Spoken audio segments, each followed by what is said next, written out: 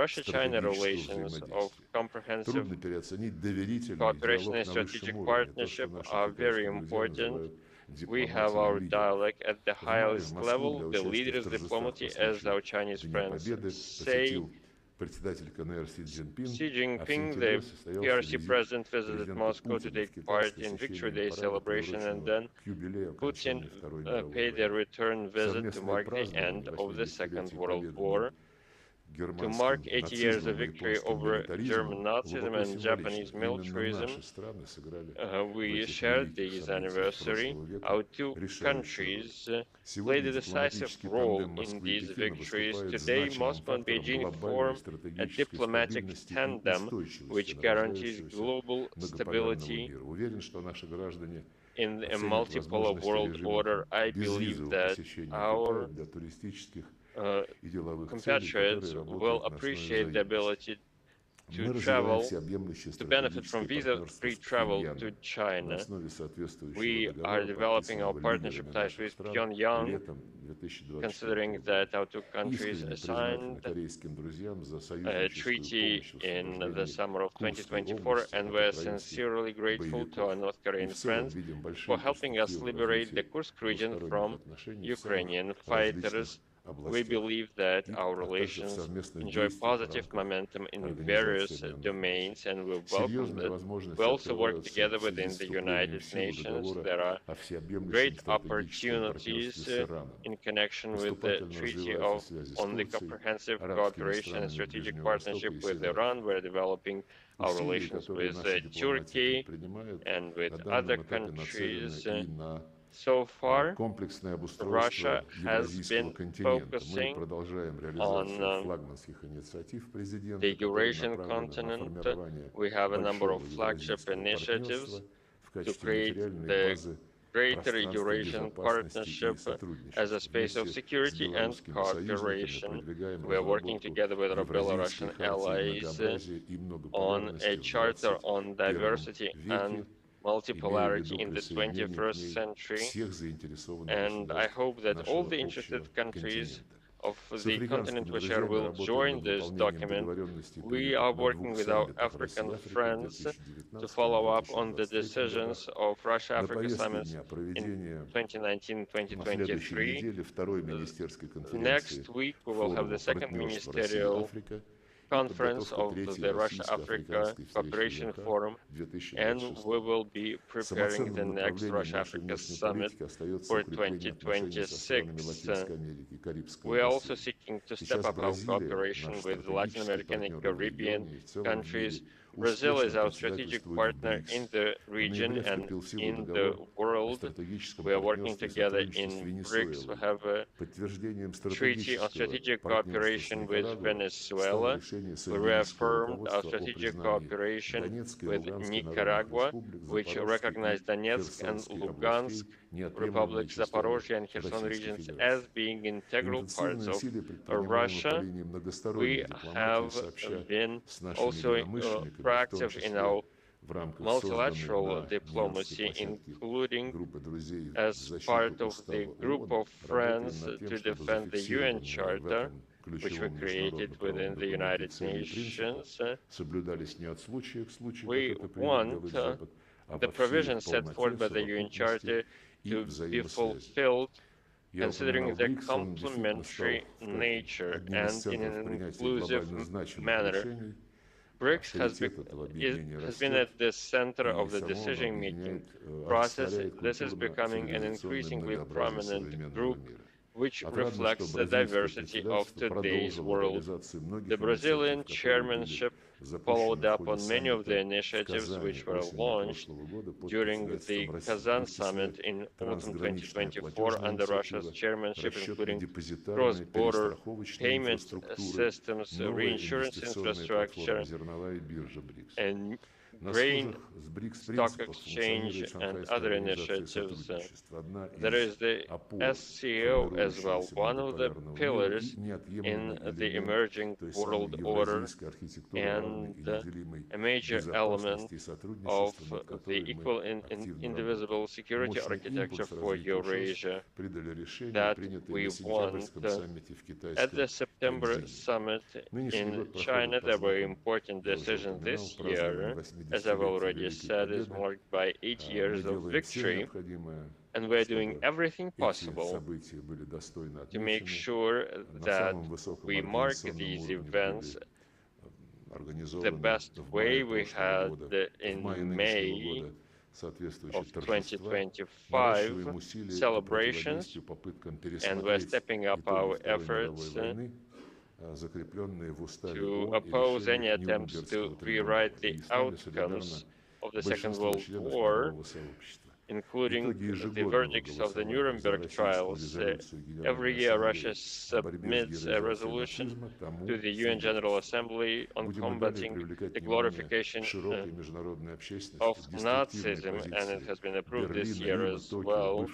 We will highlight the position of the former Axis powers. For several years now, they have been voting against this resolution on combating the glorification of Nazism. As you know, Germany is proactively supplying lethal weapons to a neo-Nazi regime. Chancellor Merz is talking about plans to make the Bundeswehr the strongest army in Europe. They probably forgot their dark past, and this should provide Germany food for thought. But any opposition is silenced in Germany. The same applies to Finland. During the Second World War, we know that Finland worked with Nazi Germany, and we have an impression that so many years of neighborly relations and mutually beneficial cooperation with our country did not help the Finnish establishment to master their beastly Russophobia. We want to make sure that the crimes of the German invaders are recognized as a genocide against the Soviet people during the Great Patriotic War. The great victory contributed to the process of decolonization. The peoples of the South got their own statehood, and the decisive contribution of our country to their liberation is recognized across the world. On the 14th of December, we'll celebrate the 65th anniversary of the historical decision to give independence to colonized nations and countries. On the 14th of December, we expect it to be soon announced the International Anti-Colonialism Day, which will give an even more systemic nature to our anti-colonialist efforts, which are very relevant today. The Foreign Ministry closely cooperates with United Russia, which initiated and plays a leading role in the international movement for freedom of nations, regularly hosting meetings of today's anti-colonialism activists. It was our initiative with the support of a group of friends in the UN. The 4th of December has been pronounced by the General Assembly International Day of Combating Unilateral Measures.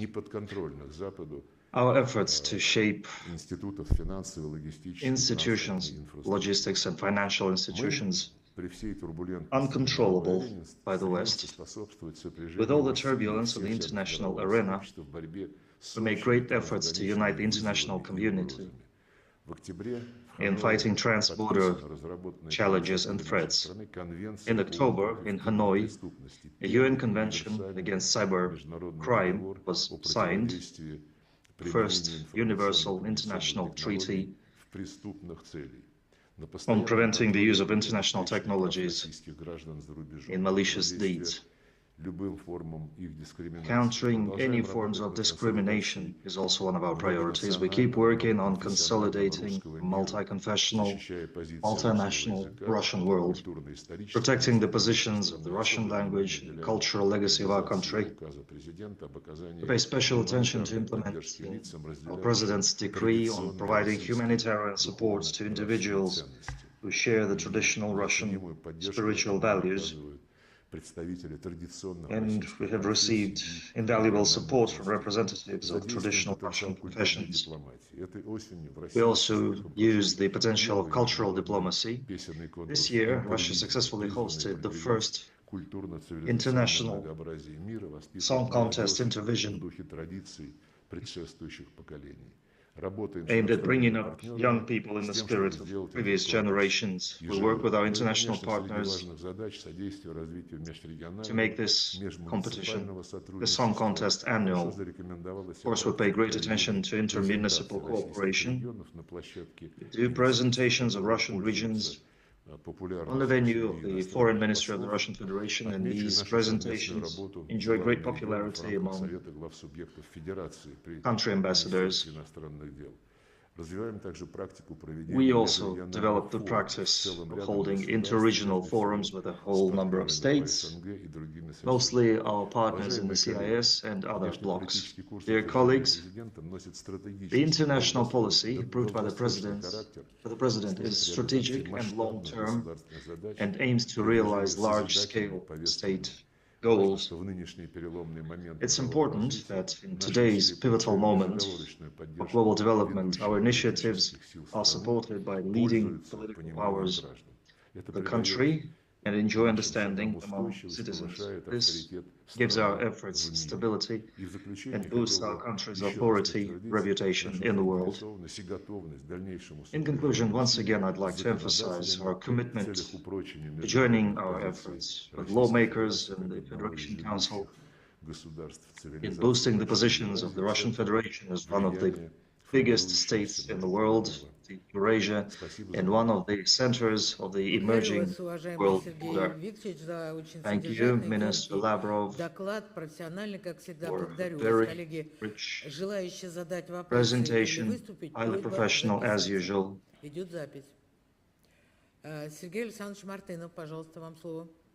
Sergei Martynov, please. Спасибо, уважаемая Валентина Ивановна, уважаемый Сергей Викторович. Minister Lavrov,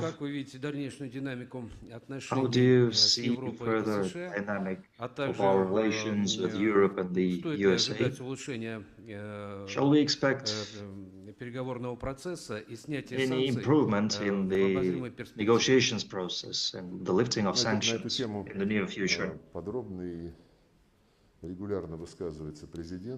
Well, the President has been talking extensively about that in detail.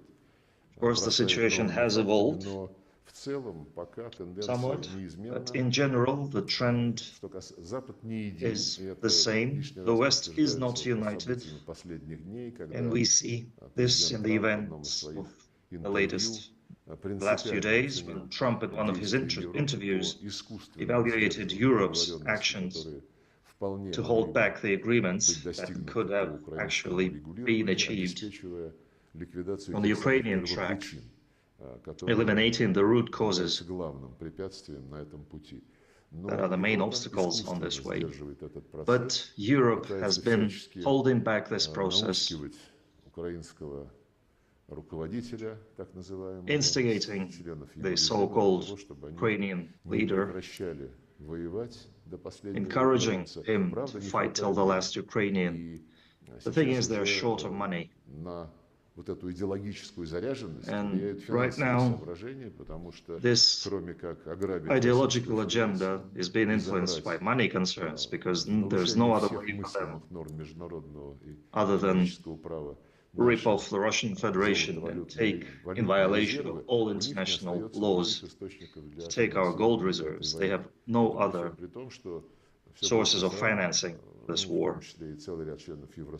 All this given the fact that a whole number of countries, including EU members and opposition parties in NATO countries, recognize the pointlessness continuing to pursue this policy. However, Europe is blindfolded by its desire to deliver strategic defeat to the Russian Federation. Some of them even say in their media interviews that they can't think of a situation when they'll have to swallow the defeat of their puppet, and will have to admit the fact that Russia is reaching its lawful goals. Of course, it's their problems, but they created them for themselves, and they are making them worse for themselves, trying to cling on to the absolutely pointless policy. Against this background, the US is growing more and more impatient. President Trump, who, as I said, was the only one of Western leaders, immediately after taking his office in the White House this January, he was the only one who started showing an understanding of the reasons that made the war in Ukraine inevitable, that are the foundation of the hostile activities taken by the West, taken by ex-President Biden. And now we are seeing the culmination story, this whole story, and the fact that President Trump agreed that the root cause must be eliminated, and that's the inadmissibility of Ukraine joining NATO, and the need to reclaim the people from Ukrainian regime, to reclaim people whose rights had been trampled by the junta. All this is now being actively discussed. And of course, I should mention that the only Western leader who actually cares for human rights in this situation is also Donald Trump. I hope I'm not opening a big secret. The terms brought here by Stephen Witkoff and discussed with the President of the Russian Federation, they say explicitly that what is left of Ukraine must protect the rights of national minorities and religious freedoms in accordance with international legislation. And it's a good thing we're discussing this now, because amendments to this American document, of course, they are classified now, but human rights, we can't make secrets of human rights. So the proposition made by the American part about defending all human rights and ensuring religious rights, Europe insisted that they be amended.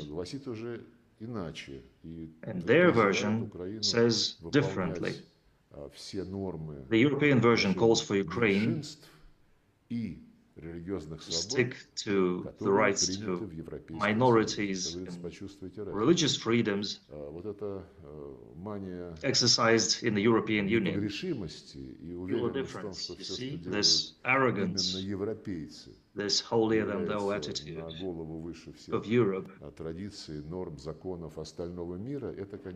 in violation of traditions and norms of the rest of the world, I think, is one of the reasons why President Trump and his team say more and more often, talk more and more often about a profound crisis in Europe, and about that crisis definitely moving in the wrong direction. Thank you. Thank you. Oleg Zintsov, please.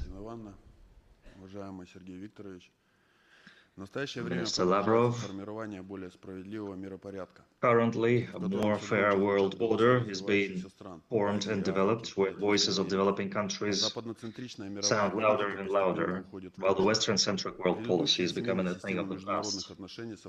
And the current system of international relations has seen many major, even global conflicts. Do you think the current standoff between the West and the East and its hotspot in Ukraine, will it lead to the formation of a new system of global relations, or is it impossible without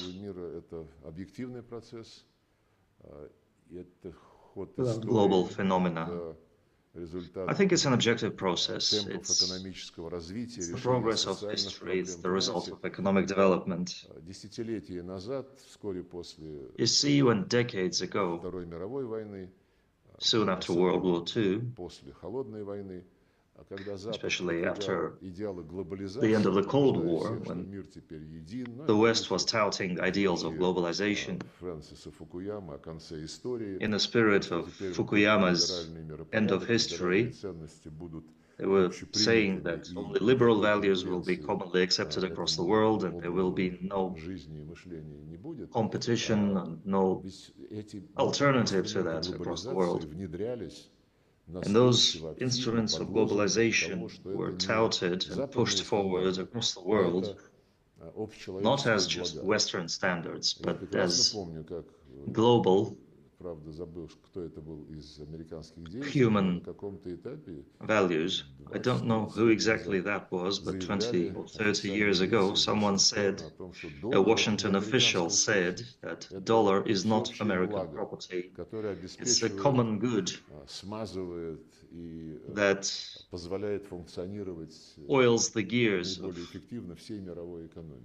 of the world's economy. I said in my introduction speech, President Trump spoke very harshly of Biden's actions when Biden and his team used dollar as an instrument of sanctions, as an instrument for punishing the unobedient, an instrument in reaching their goals. And when he became president for the second time, in his official speeches, President Trump strongly criticized BRICS, mostly for challenging the dominance of the dollar. And President Putin responded to that remark by saying that we did not give up dollar, we were cut off from dollar, once again abusing its status as the world's reserve currency and using it as a political weapon. So we were forced to look for alternatives, and we will do so. We will continue to do so. And this egotistical and aggressive stance of the United States that we have been observing since the Biden team makes other countries also think twice. Not only Russia, but other countries that found themselves on the receiving end of Europe's and American sanctions. They all start asking, what will they dislike today, the controllers of the financial markets? This means that the trend to create alternative payment platforms, this is a sustainable trend and has been gaining momentum within BRICS, within the SCO, as I've already mentioned. I can also say that the president was very clear when he said that we were not the ones who moved away from the dollar. They imposed the solution on us. We had to act this way because the West has weaponized the US dollar, primarily the United States. We are witnessing an emerging world order, and we can see that the economy and in the financial sector, this process is evolving. The second point I wanted to make deals with decolonization, fighting neo-colonialism and colonialism in general. If we view colonialism as international practices when you live on the account of others. There was this decolonization movement in 1965, and more African countries became independent in the process, and this was primarily a political decision. There were celebrations, to mark this occasion, but quite quickly it became clear that political independence does not necessarily lead to economic independence. For example, if independent countries with UN membership find themselves in a state of economic and financial dependency, and the rules of the international division of labor were imposed by the globalists in St. Petersburg in the Second Russia-African Summit. This was when President of Uganda, Mr. Museveni, made a very detailed speech on this regard. He recalled the international coffee market. It's worth about 450 billion euros per year. Africa is the main producer of coffee beans, but Africa would receive about just 40 billion out of 450 billion. All the rest is added value on packaging and roasting beans, and all this, the rest of the money went to Western countries and stayed in the West. And this is a stark example of the fact that political independence does not necessarily mean economic independence. And today, when we communicate with our African friends, we see this growing appetite for economic justice to get free from this economic dependence. They want economic justice, even if achieving it can be quite challenging. So this is Africa's second awakening in fighting for its interests in the global economy. There are many examples of this kind in Latin American and Caribbean countries, in their community. With the arrival of President Lula to power in Brazil, he initiated a debate on defending the country from the whims of the international financial system and those who run it. So these processes are gaining momentum.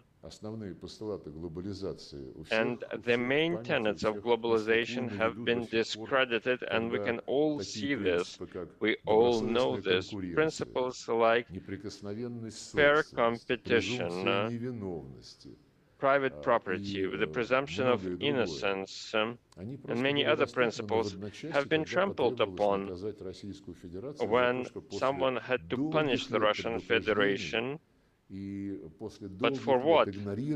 For many years we have been warning our Western partners, and we were forced to launch a special military operation. So the Western-led globalization in the post-Cold War world order is becoming a thing of the past. Instead, we're witnessing the fragmentation of the global economy. More and more countries understand that regional mechanisms provide better frameworks for development. This is why we focus in our latest foreign policy concept in Eurasian security and building a Eurasian cooperation framework by creating this greater Eurasian partnership in transport and logistics and other sectors. This meets the agenda that we are and the vision that we have and reflects this Eurasian approach. More and more countries are interested in joining this process. The President has articulated our goals in this regard, and I already mentioned the way we work with our friends in Belarus. They hold the Eurasian Security Conference in autumn. I took part in all three of them. The fourth one will take place next year. There is growing interest among Asian countries to this conference, as well as from the countries in the west of the Eurasian continent. My colleague and friend Petr Siarto, the Foreign Minister of Hungary, takes part in this conference regularly. There are representatives of Serbia and Slovakia, and I believe that this will become an increasingly high-profile event. This goes to say that multipolarity, a multipolar world order, is not just words that we put on paper in the UN Security Council. What makes this multipolarity strong is that it is an imperative. It is an imperative in terms of rethinking the legacy of globalization. Why China has been designated by the main competitor as the main threat? Because there was a time when China accepted the rules of the game as part of this globalization process that was supposed to benefit everyone, and China accepted these rules and started fine-tuning its mechanisms for becoming an active participant in these processes, and it sprinted ahead of those who invented this globalization, and while playing by their rules on their field. And now the Europeans and the United States complain that China makes very good high-technology products at lower costs. So all these international projects that were advertised as common good, their sole purpose is to benefit from them. Everyone remembers this. So regardless of all the challenges in terms of moving away from this old system, there is the IMF, the WTO, the World Bank, but still this process is underway. And when we define new cooperation frameworks, no one wants to close the IMF, the WTO, the World Bank. At the same time, there is a process to reform these institutions, but it's not about real reform. BRICS and SCO countries and the global majority in general want the norms in these institutions to comply with reality, so that the voting rights the global South has reflects its economic weight. The United States has been standing in the way of reforming the quota system. They have been pressuring sovereign states in order to maintain veto right on any decisions taken by the IMF. During the Biden administration, this resulted in unimaginable figures in terms of the funding that was sent to Kyiv. The WTO, once again, China has been winning and overcoming its rivals on the international market. This is why Washington has been preventing WTO from filling vacancies in its dispute resolution mechanism. So all these cases that have to be resolved according to WTO rules cannot be resolved. I would call for reasons. So when we pursue reforms within the global financial institutions, I would suggest to have a plan B. You always need a plan B. Thank you so much. Ms. Nikanorova, please. Thank you so much, Ms. Matvienko. Mr. Lavrov, I would like to thank you for the Foreign Ministry's contribution to resolving the Ukraine crisis and prioritizing human rights. My question is about the information sector. There is this information blockade by the West. The global media space is filled with misleading information about Russia and the special military operation, and in this connection, we probably need to do more to spread more verified and accurate information about Russia. This is what Sputnik and RT do. Are there any plans to expand the existing mechanisms or create new ones in this domain? Sputnik and RT, indeed, they are foreign language media outlets, but they also offer their content in Russian, so countries with large Russian diasporas, these networks also offer their programming in Russian. But what matters the most, as you said, are foreign nationals who are being misled, tricked and fooled, if I may say. They face these false narratives, as we say today. And of course, media outlets, international media outlets. You've mentioned two major ones that are international brands. This is why they face so much backlash. And long before what happened in Ukraine, neither RT nor Sputnik were able to get accreditation at the Élysée Palace, the presidential palace in France, and there was an official who referred to Macron. This official was in charge of accreditation. He said that we believe that you are not a media outlet, but a propaganda tool. That was it. And I've raised this issue on several occasions with my French colleagues, and I think that the president even told President Macron about this.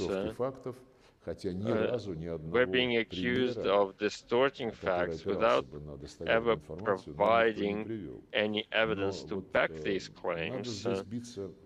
In this regard, we need to do everything to support our broadcasters, which of course are a minority in the global media sector, and we need to support Western media outlets that are becoming increasingly reasonable. There are media outlets of this kind. They must be able to draw conclusions independently, and there are those who are capable of doing this, but we also need to work on the diplomatic front to achieve the truth, and we already know what happened in Bucha.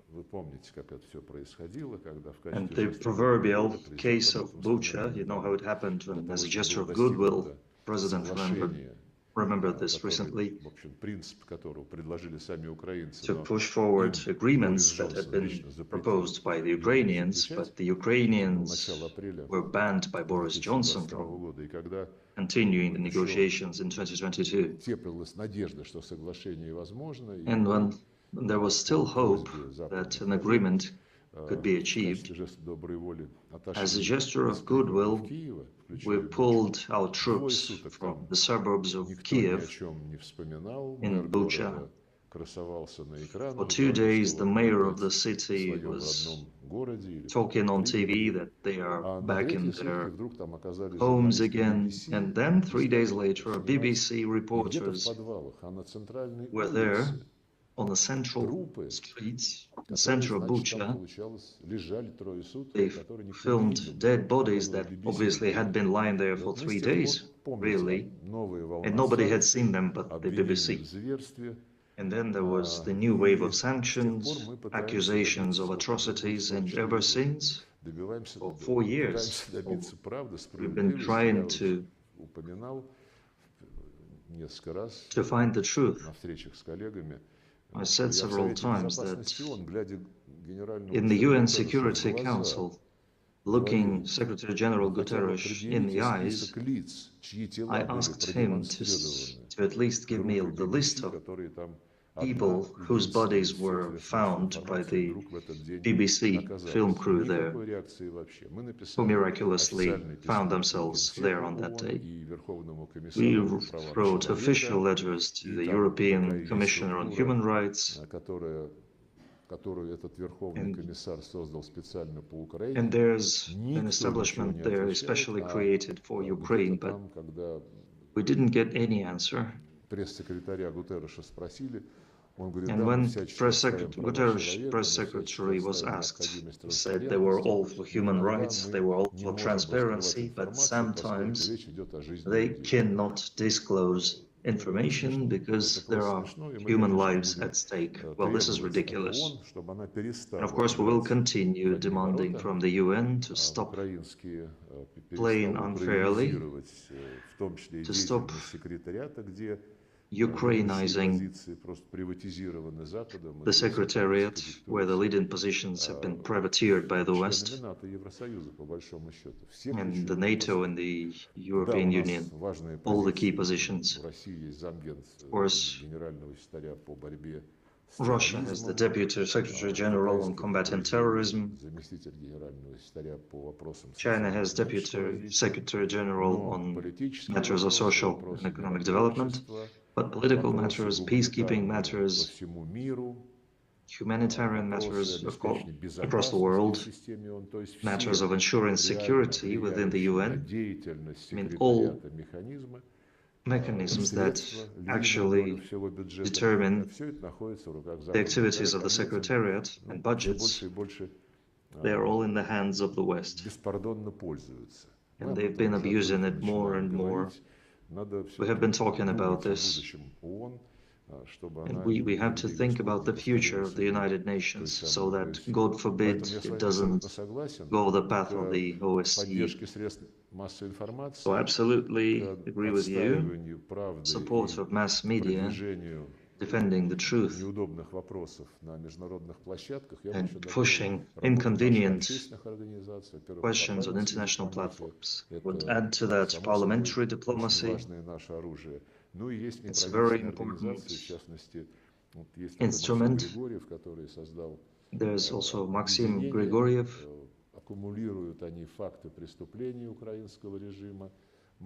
His organization and his team accumulates the atrocities and crimes perpetrated by the Ukrainian regime. We have taken them to OSCE, and his efforts, all these facts, are becoming increasingly harder to ignore. Thank you. Your colleagues, just постоянно ежедневная лживая информация киевского режима о положении дел на фронте, на линии соприкосновения. У них каждый день перемога по телевизору, если смотреть украинские СМИ, каждый день у них перемога.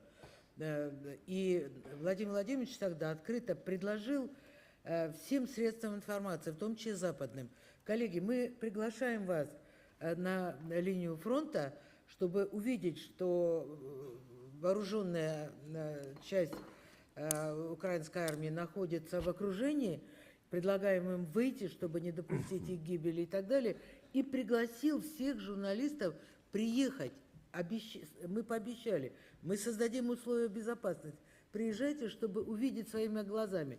Хоть одно западное СМИ откликнулось, но они же у них ценность, в кавычках, по нынешним временам, свобода слова, информации, никто не откликнулся. Дважды наш президент предлагал такую возможность. Приезжайте и посмотрите своими глазами. Вот и правда. Спасибо. Андрей Анатольевич Шевченко. Спасибо, уважаемый Валентин Иванович, уважаемый Сергей Викторович. Minister Lavrov, В связи с фрагментацией международного сотрудничества due to the fragmentation of international cooperation in the Arctic, including Russia's withdrawal from the Barents region and the weakening of the Arctic Council in general, what alternative mechanisms of multi-format cooperation does Foreign Ministry see to ensure stable development of the region and to defend Russia's interests in the region? Well, the Arctic Council still retains its mechanisms, and Western members of this once central structure, a structure that was once central to defining the policy, the higher latitudes, they understand that the collapse of the Arctic Council is undesirable, especially considering the real technological and political positions our country holds in the Arctic. So they refused to meet on the ministerial level, but they continue expert-level meetings. Sometimes they hold them online, but still the Arctic Council still exists. Well, I proceed from the fact that the Arctic Council will one day regain its potential. This will take time, of course, because members of the Arctic Council, especially from Northern Europe, I mentioned Finland and Norway and Sweden here, they are currently run by governments that are not big fans of constructive work.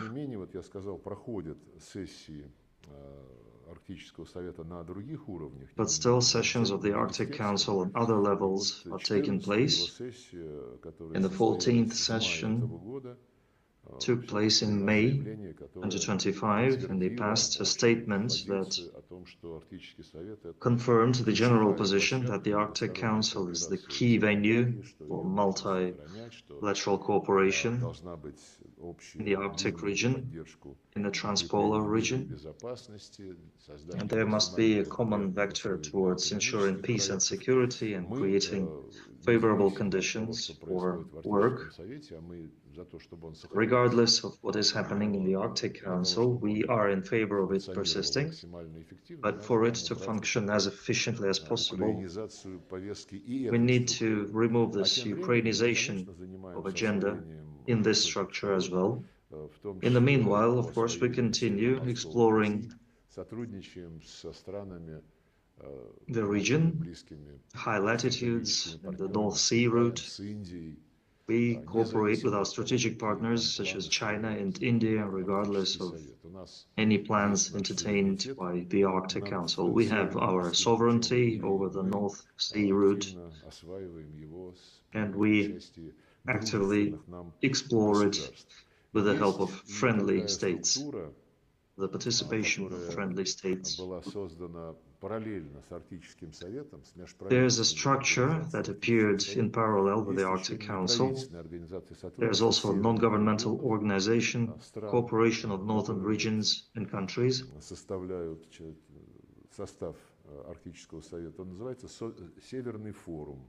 It's called the Northern Forum, and there's also the Arctic Economic Council. It's a business community. All this was harmonized with the program work of the Arctic Council, but with a certain slowdown in the work of the non-governmental organization, these structures keep functioning. And of course, the Arctic topic, the topic of the Arctic is regularly discussed at the St. Petersburg Economic Forum to an extent. And there's also our brand, Arctic Territory of Dialogue. It's an Arctic forum that convenes regularly.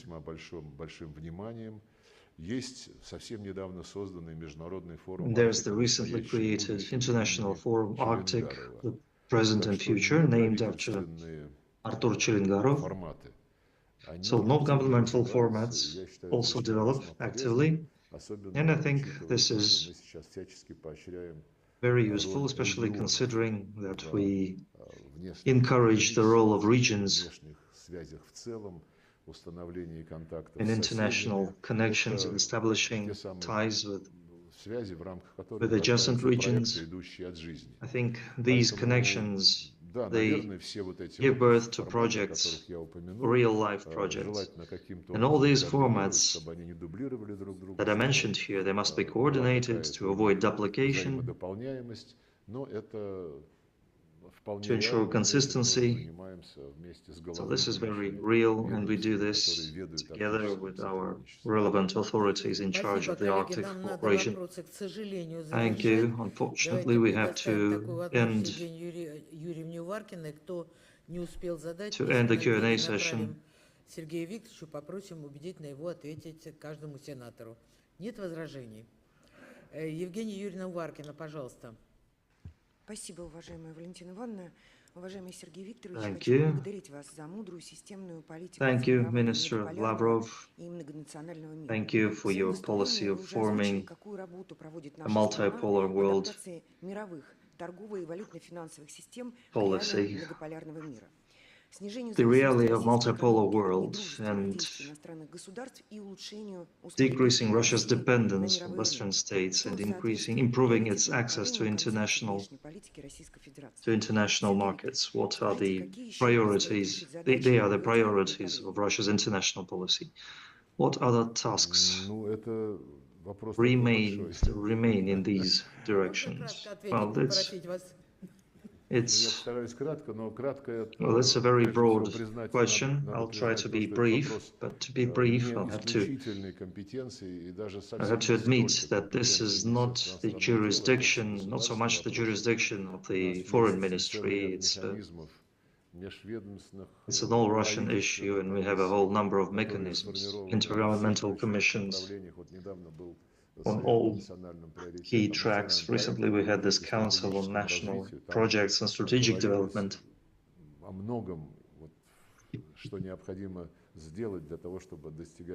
And it was said a lot there about what has to be done to reach the objectives you mentioned. I think the most important thing is to rely on, in part, that is the Foreign Ministry's jurisdictions. We need to pursue a foreign policy that will ensure the most favorable external terms for our internal development, ensuring our security, economic growth, and improving the well-being of our citizens.